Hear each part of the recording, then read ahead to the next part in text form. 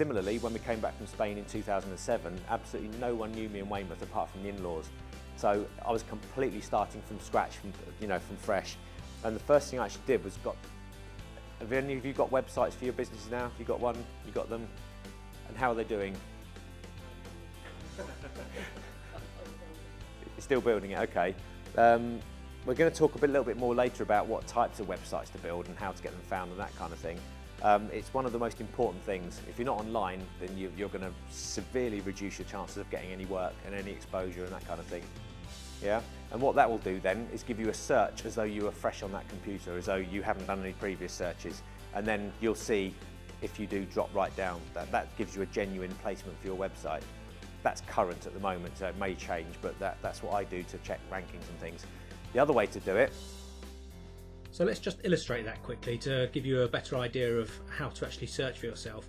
Now I've got Mozilla Firefox open here, and if I do a search for, say, Nick Stubbs and enter, then it will come up with my name as number one. Now, and you get to sit around with other local business people, and it's a good way of sitting having breakfast.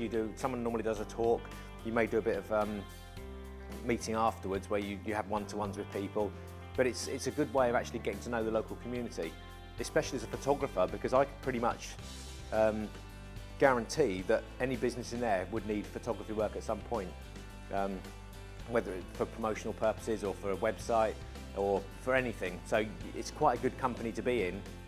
You know what Google ads are, everyone? Yeah? So you pay for an advert, it'll come up in the search terms, you have to bid for keywords.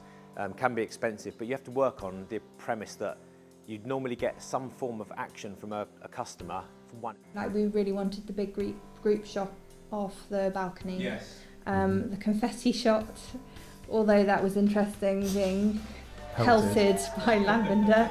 And he then sent us a form to fill in.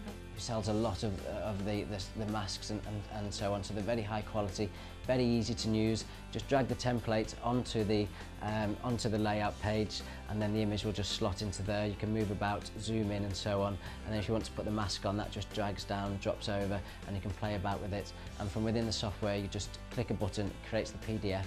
I mean, you've given some great advice to photographers there. Is there anything else that you could, to wrap up, to actually give some advice to photographers?